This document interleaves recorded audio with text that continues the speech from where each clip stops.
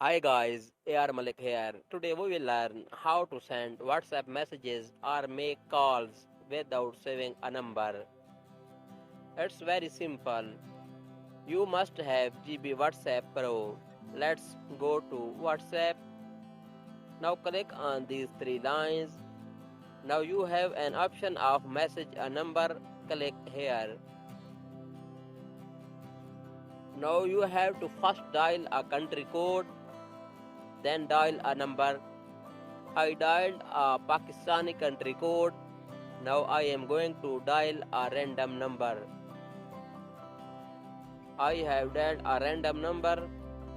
Now on left corner you can click here for a video call.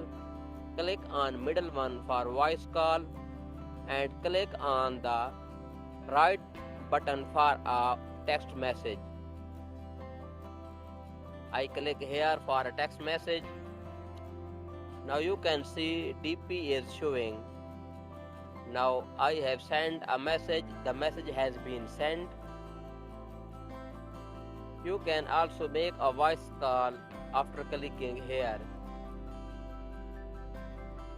This is how you can send a WhatsApp message or make a call without saving a number. Thanks for watching full video.